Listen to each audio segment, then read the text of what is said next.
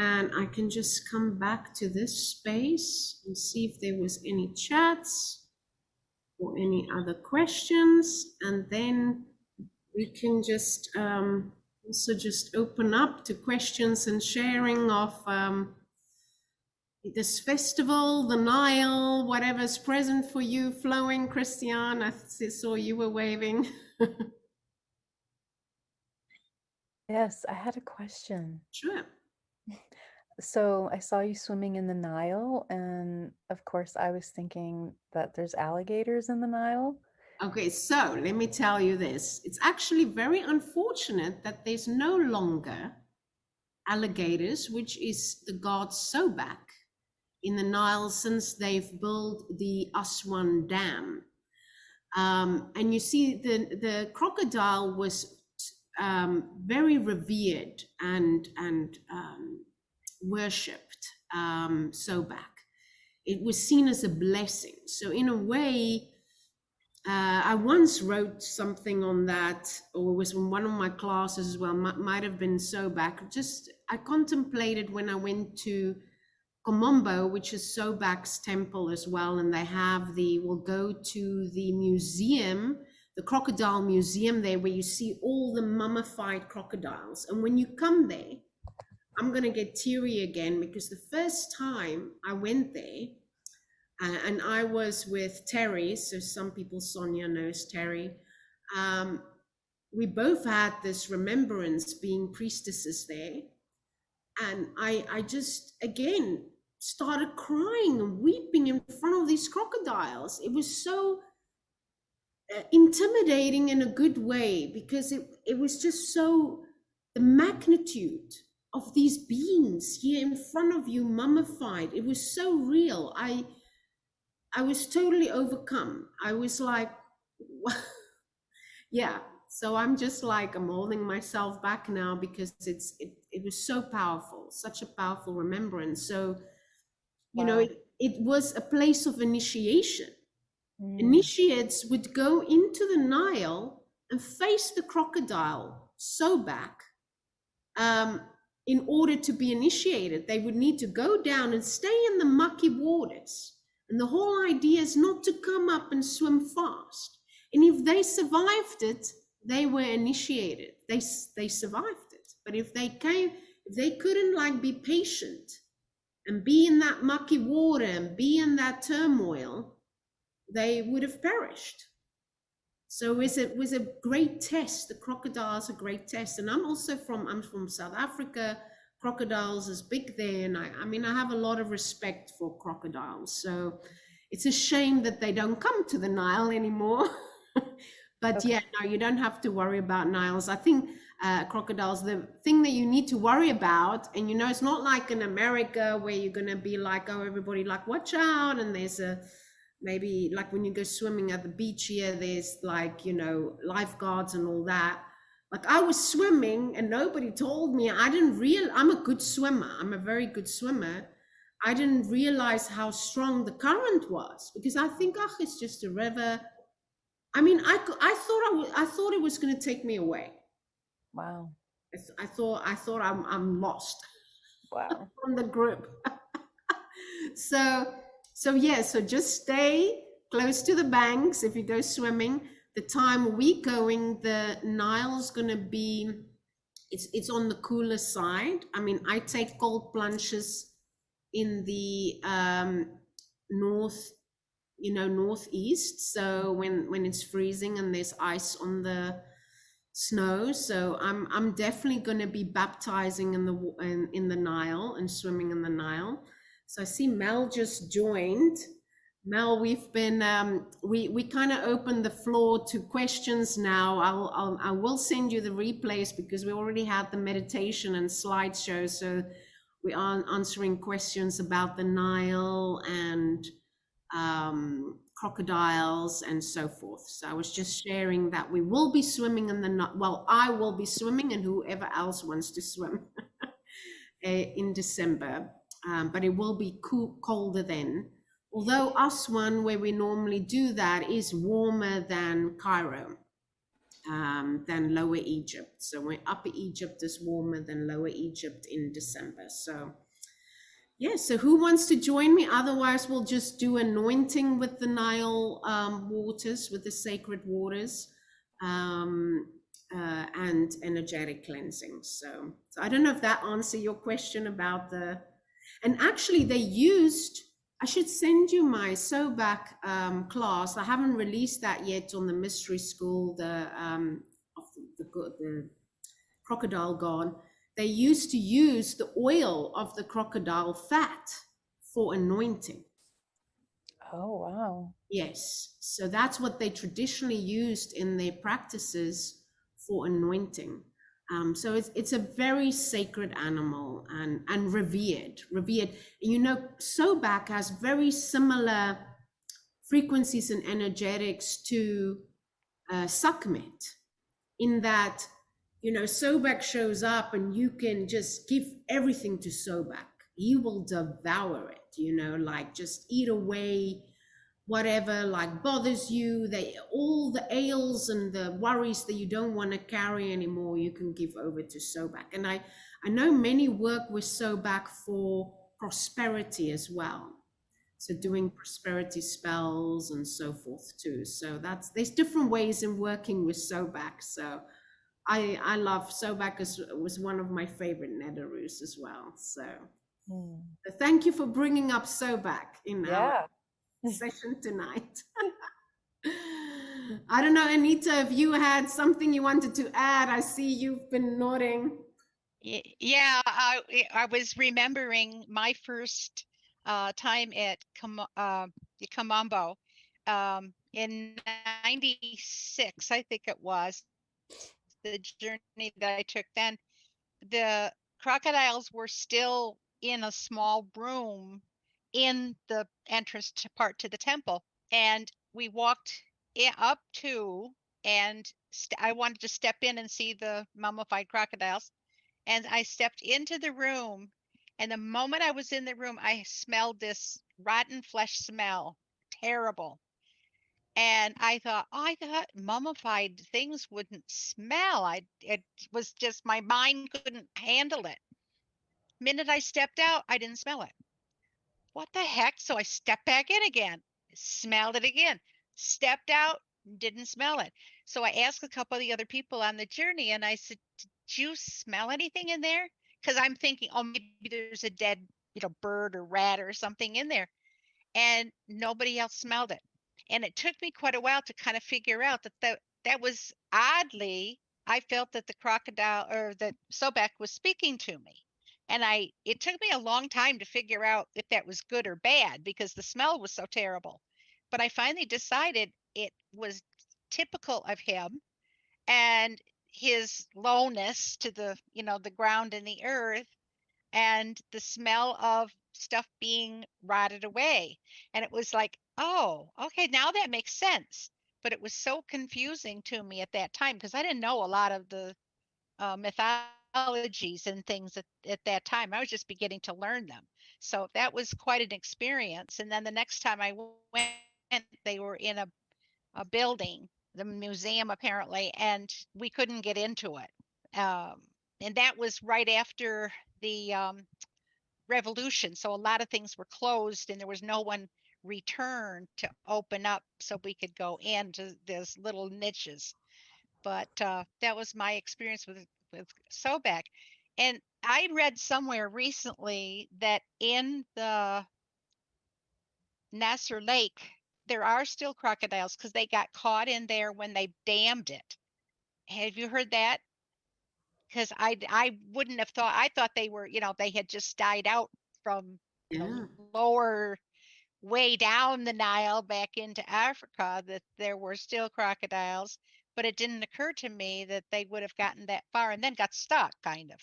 And that's why they're still there. I don't know how many, or where exactly in the lake, because I didn't see any when I was at the lake. But that's what I heard, and I didn't know if it was true. But yeah, Sobek is quite a character. He does a lot. He does. Oh, thank you for sharing that, Anita.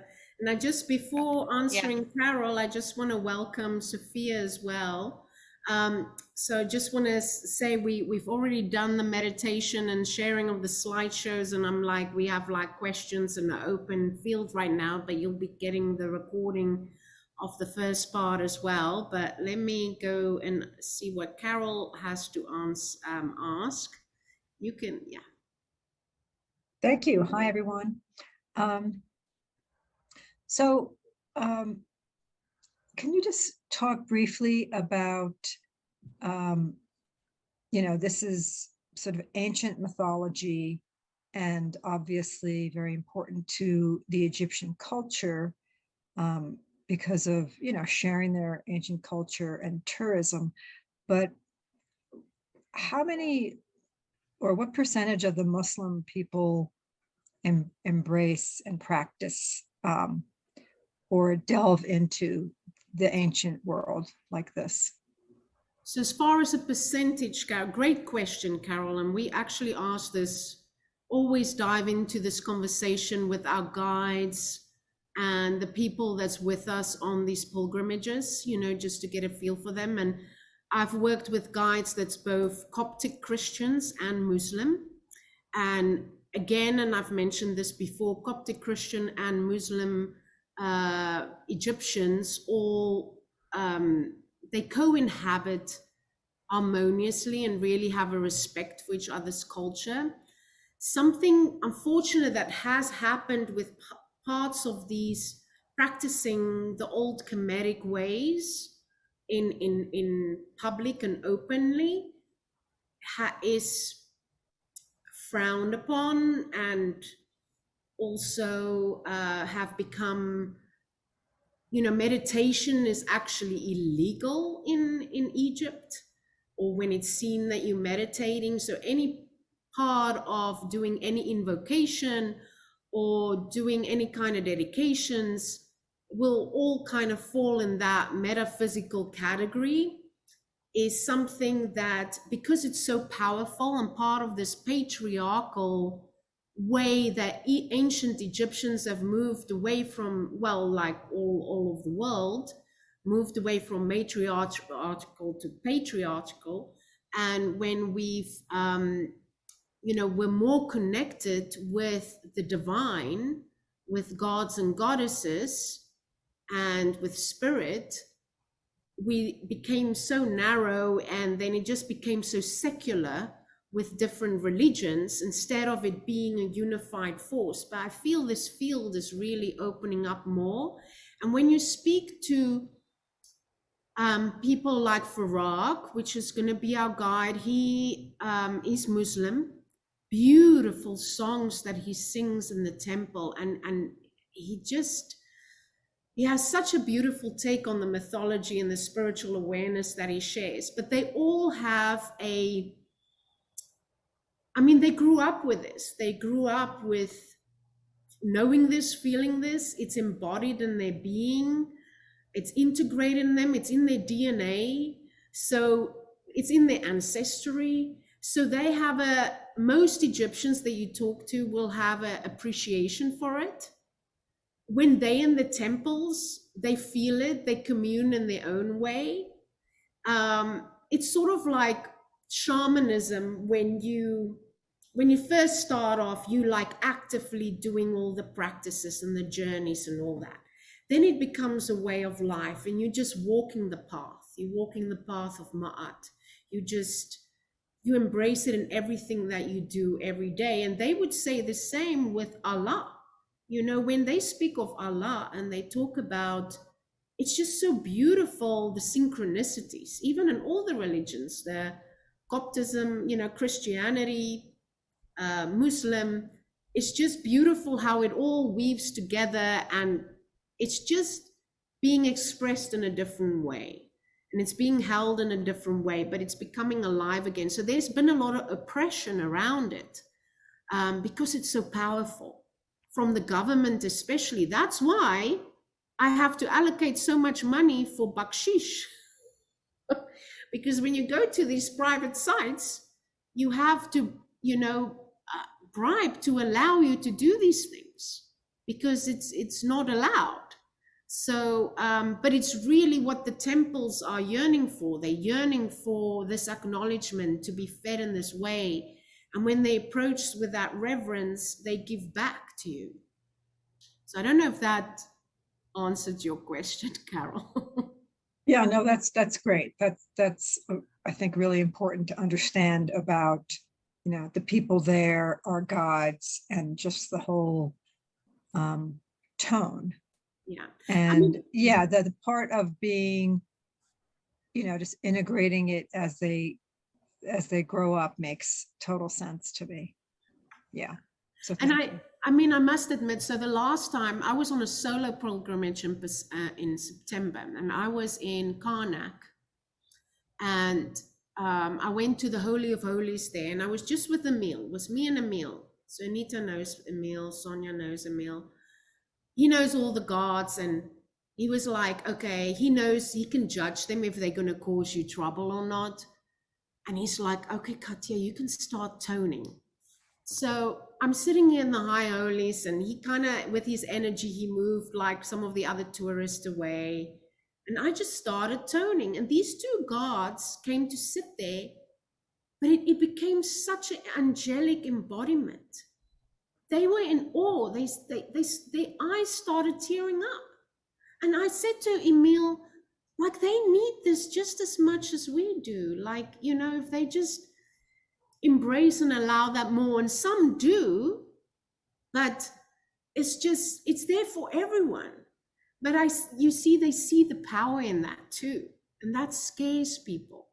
They see the power and freedom in that, and that scares people. And that's why it's so oppressed and protected, because as soon as people feel it and embody it, they know, like, okay, well, you know, it doesn't end with me like this. There's so much. I mean, anything is possible. So it's just, I feel like it's changing. It's definitely changing. So yeah, it's, you know, it's how do you figure out how to, like you said, not oppress the energy, but protect the space and the energy without getting oppressive. It's a fine line, and we typically don't walk it too gracefully. So yeah, you know, I know everyone's doing their best, but yeah, when a place is that powerful, it can be, you know, you want to, the people there, like, well, this is ours, we're going to protect it, we're going to control it, here's our rules, you know. So yeah, but that's what I love. Sorry. Yeah. Oh, I have another more practical, silly question. Okay. But go ahead, finish what you're going to say. So I just want to comment on that. That's why, and a lot of you are into energy medicine. That's why before we enter a temple, we do a lot of energetic preparation. We ask permission to enter. We make an offering. We offer gratitude. We're not just walking in like a general tourist taking pictures. And this is what they want to, you know, and then what we receive back energetic wise is very different. So in a way, us that goes there as a quantum field, a collective, we already creating our own energetic field, regardless of what oppressive boundaries have been placed within that. From an energetic standpoint, that can be totally blown open. I just want to presence that. And yes, it's a very big energy. So there's so much grounding and moving of energy that needs to happen so it can move through your body and it doesn't affect you in a negative way. So yes, that's just what I wanted to add to that. But I know you had a practical question, Carol. So yes, this is sort of silly. When I was I live in the desert, so the other day I was enjoying a nice cool shower, and I thought, you know, that's a small boat. How do they, every time they port, they fill up fresh water for showers, or, you know, what do they do to have fresh water for all of us? that is a good question. I mean, When I was on it, it seemed fresh.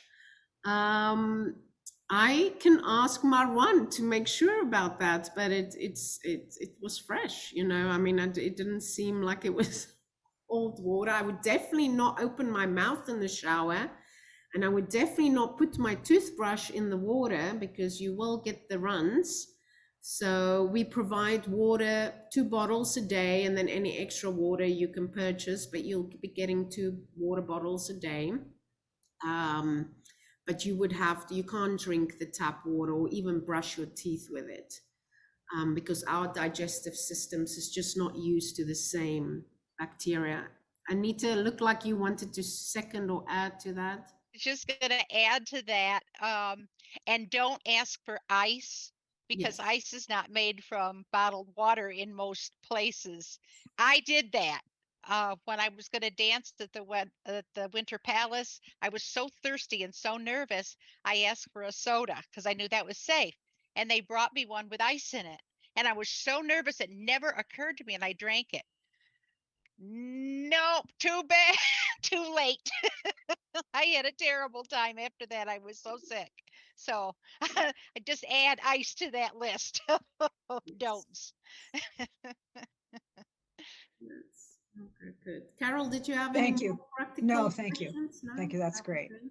Okay, I'll ask. Let me make a note of that, of the shower water. Kathia, Yeah. hey, this is Yes. Sonia. How are Hi, you? Sonia. How you doing?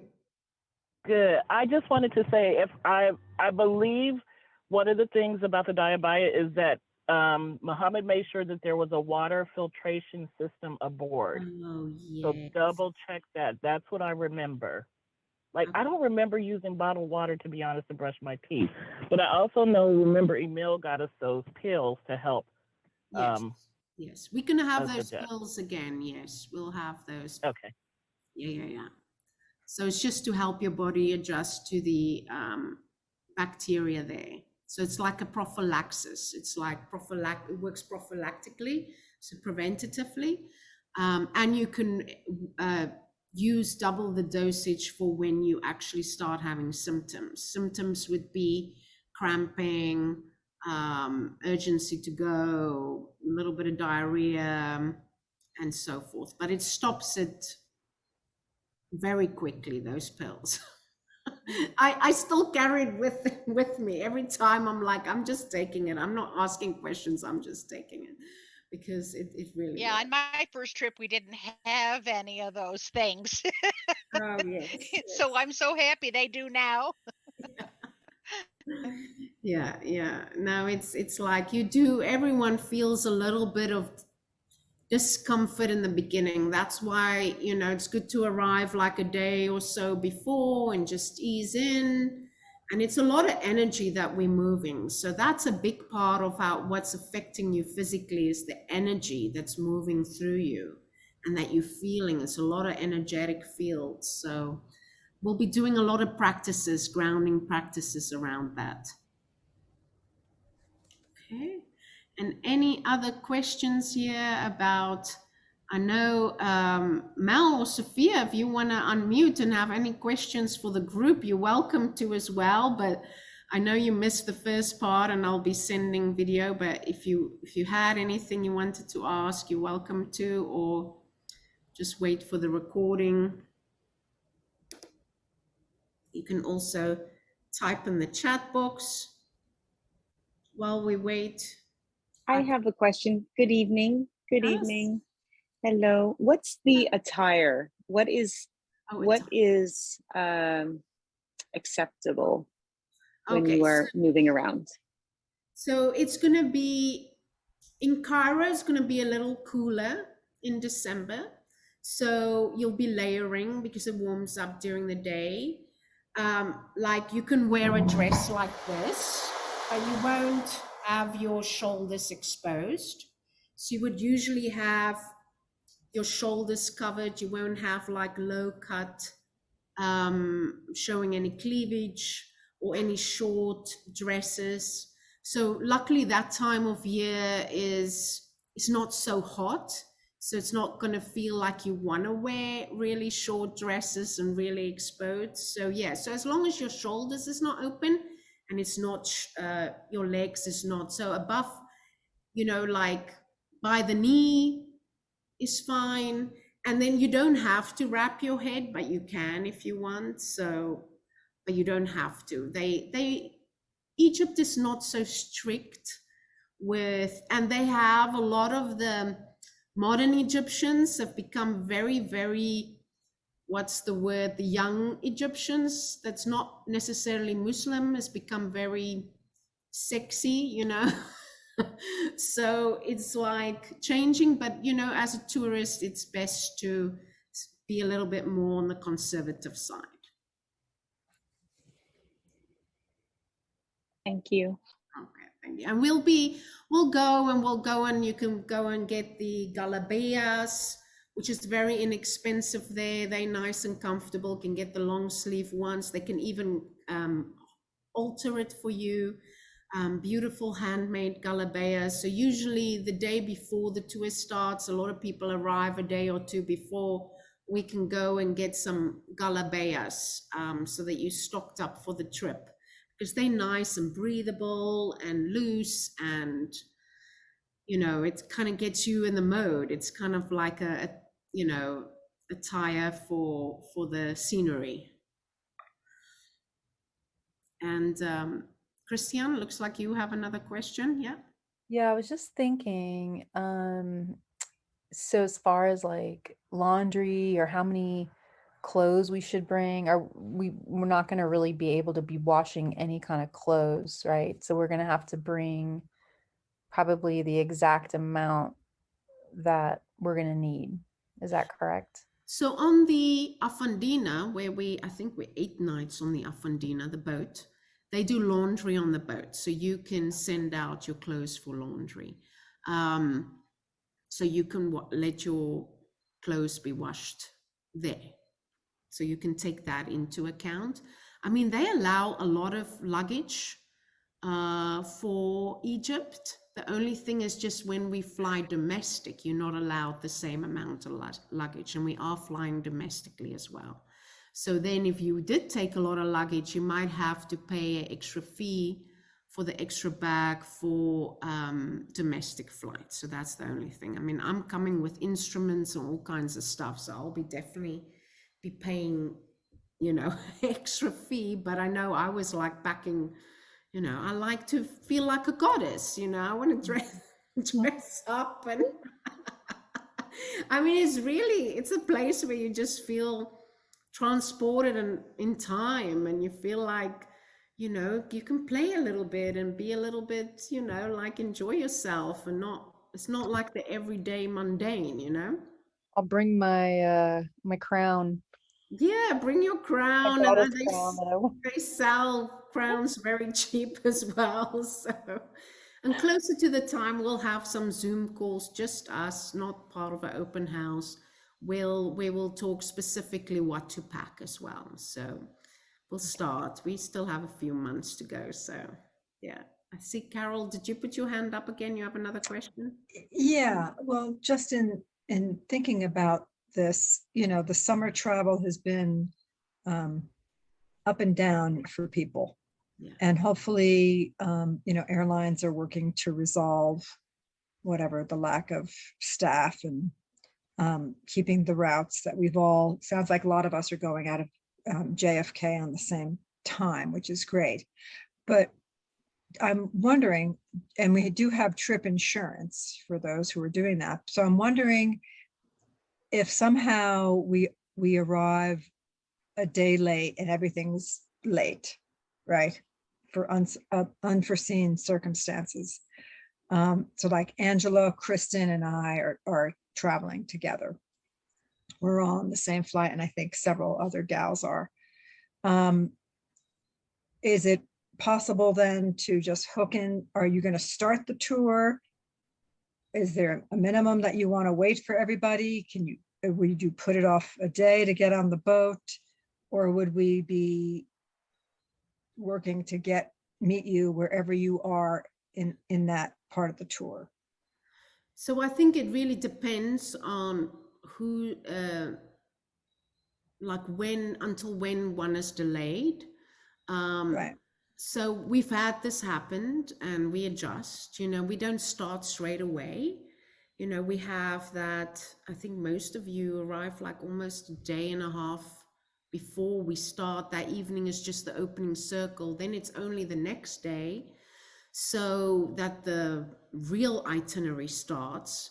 The opening at the Sphinx, the morning, the private visit at the Sphinx, and then Saqqara. So yeah, if people becomes later than that, then let's say we already had to go to Aswan, or then the group that I work with, they would arrange all that. They will make sure you get on the domestic flight at another time. I mean, that's why we're paying for this.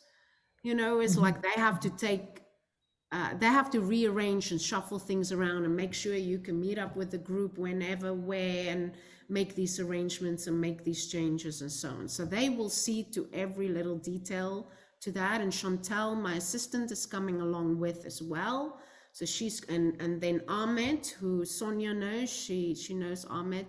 He is also a great guide, support, logistical man. So we have so much support when we're there for little things. And yeah, Egypt is a little bit like Bermuda.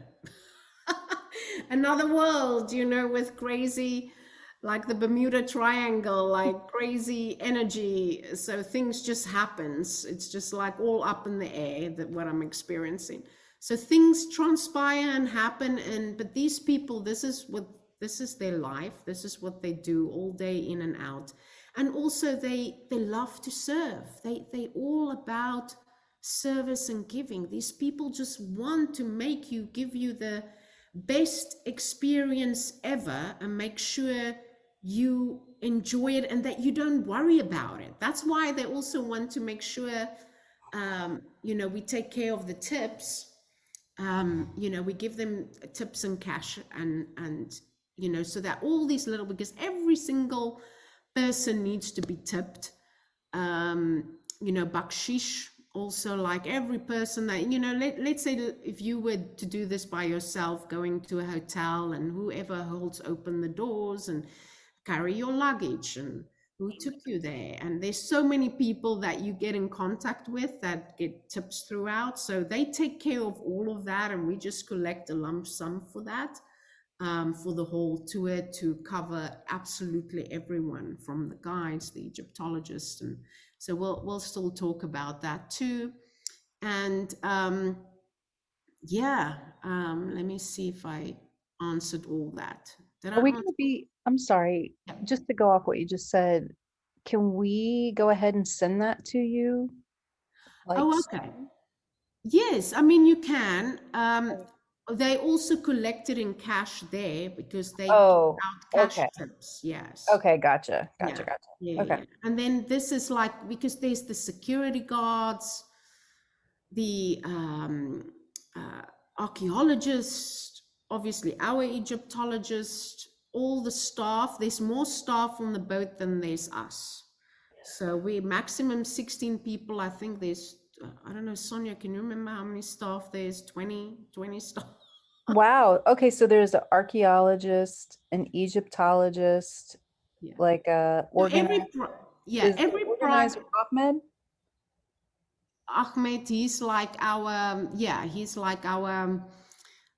practical guide. They're always with bigger groups. They have two guides that accompanies you. Oh, okay. They have to. It's also legally they're required to do certain things, especially with American groups. All foreign groups, because there has been obviously in the past tourist attacks. So the government requires with tourists, they have to, and I'm sure it's become a money-making thing too, but you have to have a special permit everywhere you go. So you have to buy and apply for a permit. Then you have to have armed guards. You have to have an armed convoy almost when you go to some of these other places. Like if you go out in Quena to Dendara, which is Hathor's temple, or to you know, where we're going to stay over at the House of Life. So there, you, as a tourist, you can't drive there alone. When I was there in September alone, they were like, why didn't you bring your African passport? Why did you bring your American passport? You should bring your South African passport when you're here. Don't bring your American passport. I'm like, okay, Oh, my South African passport next time. okay. So they just have all these little things, but you see this, you as a group, you don't experience any of that. We take care of every single little detail of that, and there's a lot of details to take care of. So yeah, don't know if that answered your question, but yeah, so it's $450 that we allocate per person in cash for all these little things. So, and I can break down all that goes to, that will collect at the opening circle when we're there together. Okay, and anyone has any other questions, practical questions, or just questions about anything?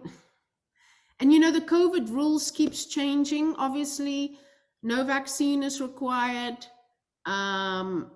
You know, either a PCR or antigen test, depending on, you know, what you have, don't have.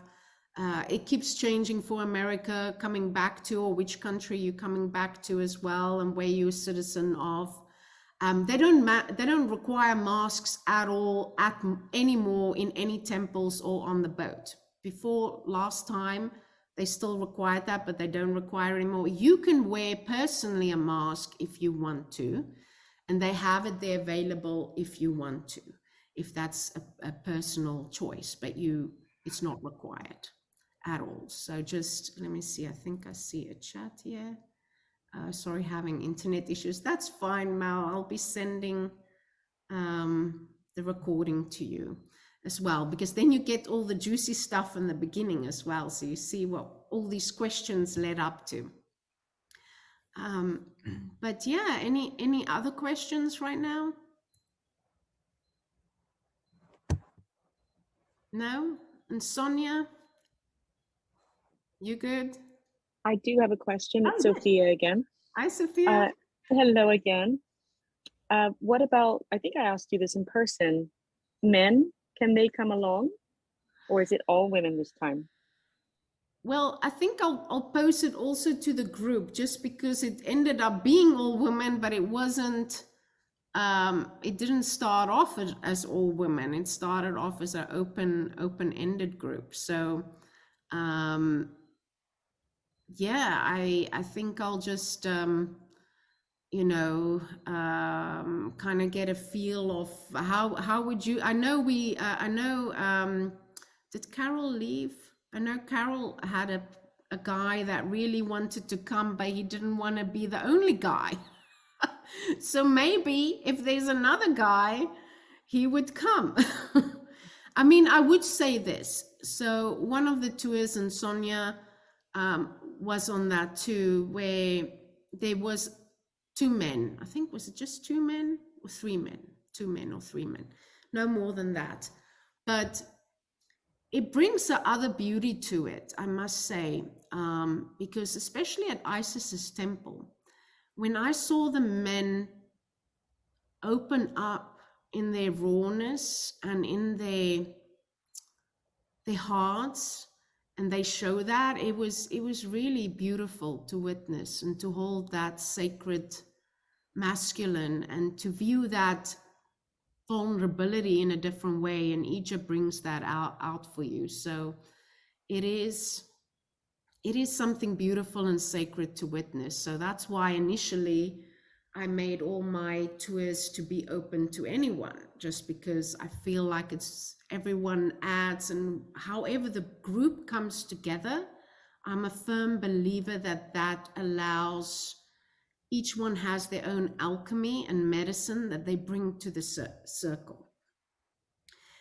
So Carol, did you is your person still, if there was another man, would they be interested in coming?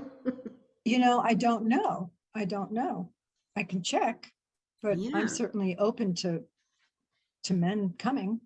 I have no issue with that. Okay, good. And anyone else, how do you feel about that? This is Okay. Sonia. Hi. Both times I've gone, there have been men, and yeah, we had three. We had Jonas, Ryan, and Gary. Yeah. And for me, all three of them were really, I enjoyed their energy, and it was just very good and sweet and kind, and just, yeah, it was a great experience to have that male energy as well. I feel in a way it kind of helps to it's kind of protective too and hold the space in a different way, especially being obviously in a Muslim country. I mean, it's something I've mentioned in my previous calls. You know, women, especially Western women, gets a lot of attention. You're gonna get attention, and some days you're gonna love it. You're gonna feel like, wow, I feel like a goddess. I feel like famous. I feel like this. I'm loving all the attention. And other times you're gonna be like, oh, don't look at me. Just leave me alone. So you're going to have a bit of both. And I feel when there's more male energy, obviously our guards is male, so we're not all female in any case. um yes, so that just adds a whole other layer. And I know there was another sister that's been wanting to come on these pilgrimages with me, and she wanted to bring her partner too, but she hasn't come back yet. So Anita, I think you wanted to add to this. Did you wanted to say something to this? Not about the male, although at every group I've been on, there's been males, and they they do add a quality, that's very different than you would expect. And I always appreciated them being there.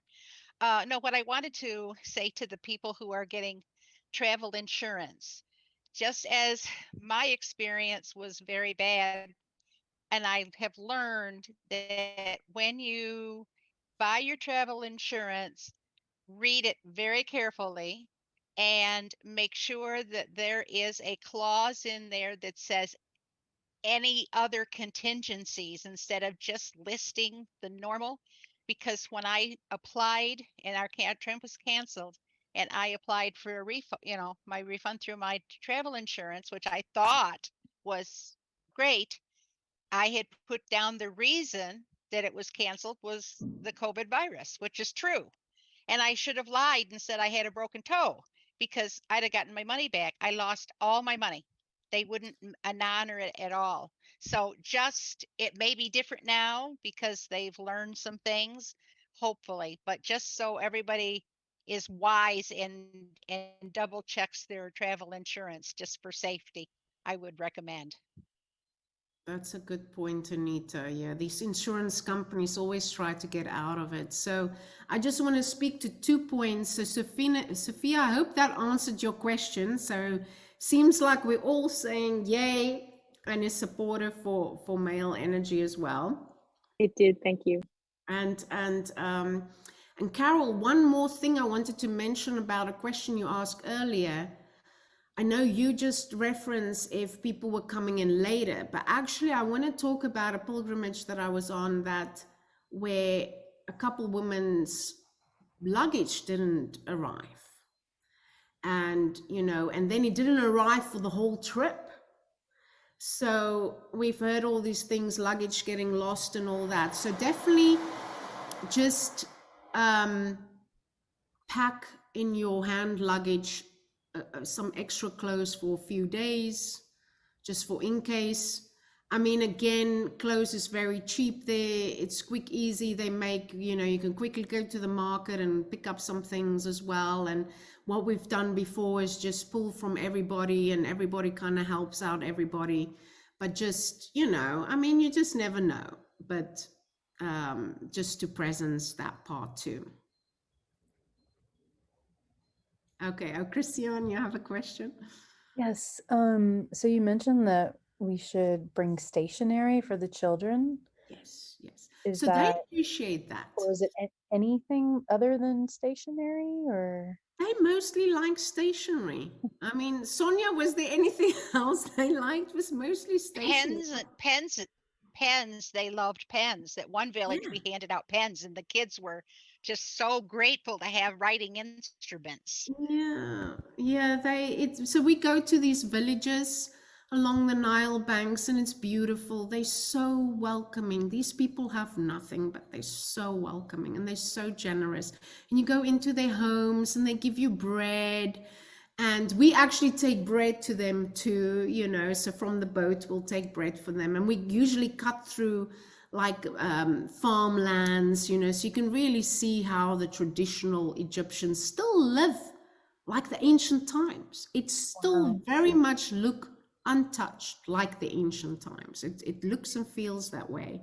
And it's beautiful. And in their simplicity, like you get so humbled because you think about all the things that we get bothered about and worried about and weighed down about. And then when you see these people and how little they have, but actually how much they have, because they have little, but they have so much abundance in appreciation, in generosity, in how they welcome in people, how they, it's just so beautiful to witness and be in there. And they don't come from a place of lack of. They don't feel like they lack of. They just come from a place of appreciation and love. And, you know, last time I was there in September, I went to this, it was a date picking time. The dates was in its prime. And I was just with this woman and her children. They were working the field, you know, and she, like, she made me, you know, tea, you know, just tea over this open fire and gave it to me. I sat down with her on the ground and we had tea and she gave me some dates. And, you know, she couldn't speak English, but we just, I mean, we commune in our own way, and it was just so beautiful. So yeah, they so appreciative of that. And, you know, as this picks up, I really want to choose still a charity that I really want to support there. I haven't really, you know, I need to find something that really speaks to me. So this is the way this will do now. But I think for future pilgrimages, I do want to eventually work in where people can stay a day or two and help out and really have a place of service and give back. So that's what I envision. It just hasn't evolved to that yet. So yeah. But thank you for asking that. Okay. Any other questions? Deborah, you have any questions? No, nothing. And Kristen? Kate, you have any questions? No, you're good. And Sophia, Mal, you have, I know you're new to this, you're newly inspired to go to Egypt, but do you have any questions to the group just based on what, you know, made them say yes to this, or what inspired them, or what's motivating them? If you have any questions you want to ask to the group, you're welcome to do that now too.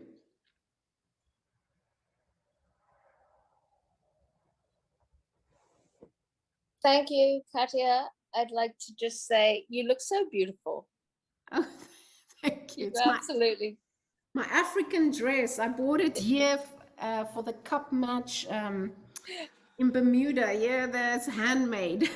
Hold on. How are you wearing red when you're living in St. George's? You should be wearing blue and blue. Absolutely. Blue and blue. It has some blue in. Yeah. I have to still Red get goes on off, with it. But no, I'd just like to say thank you for the invitation, and I'm really absorbing all that's being said, and it's wonderful. It reminds me a little bit of the time that I lived in West Africa for a while, and yeah, just powerful. Your words and the sharing of your experiences are very powerful. I don't know if I'll make it in December, but certainly I'm putting it on my radar. Yes, thank you. And in the presentation, you'll see the other dates too. So there's another tour for next May into June, and then one February 2024. So not February, but the following February for the Sun Festival. Thank you. Symbol, yes. Thank you. And you, Sophia, I think you might have had another question or comment.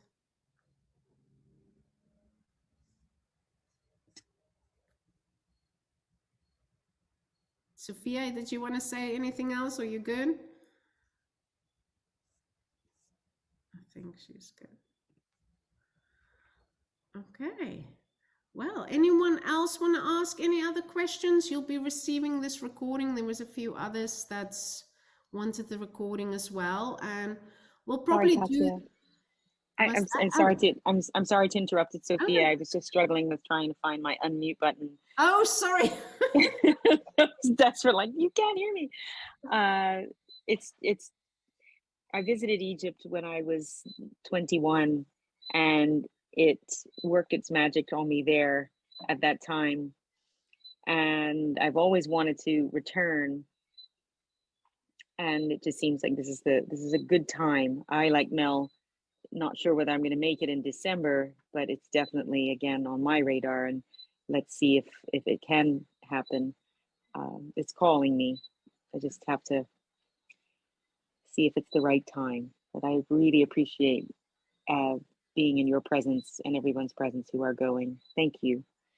Thank you. Thank you, Sophia. Thank you, Mel. And we'll keep weaving you in. And, you know, I do feel this is like, it's a way that we all interconnected, right? I mean, even people I've been with before in Egypt, and also just talking and connection, that even people I haven't been with, but just through teachings and working with similar teachers or my teachings, it's just been the weaving and the interweaving continues. And this is how we grow this web and the consciousness and the awakening and, you know, living in truth.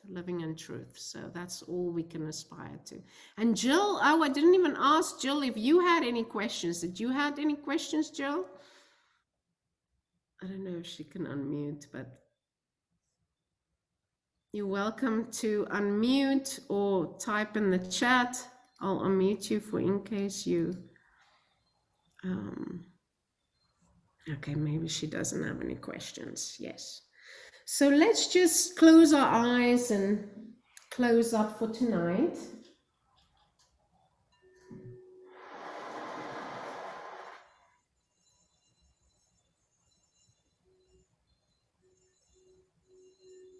You can just envision yourself on the Nile,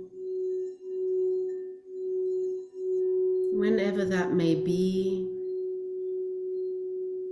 floating from temple to temple, like the ancients did,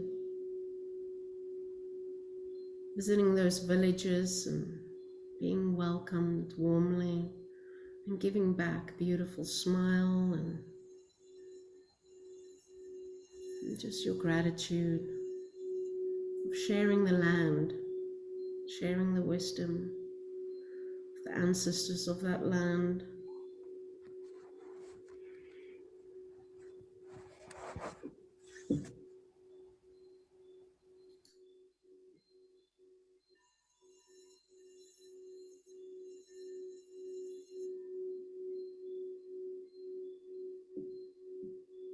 So just let that all integrate.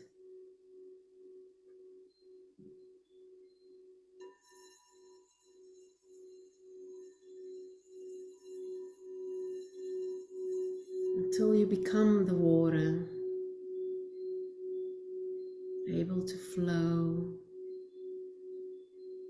adjust course, change your current, welcome the flood, all that Anuket asks from us.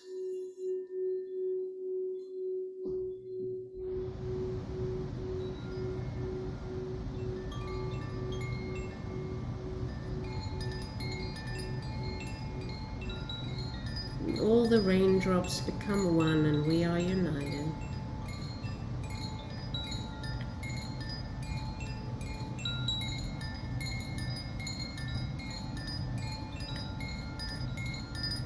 As above, so below. And we feel the Neteru as our counsel, supporting us and guiding us and protecting us. And so it is, Aho. Duat.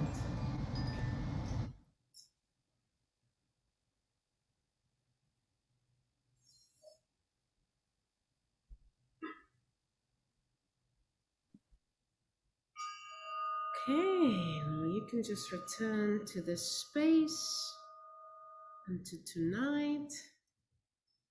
And I wish you all a beautiful evening, and until we meet again.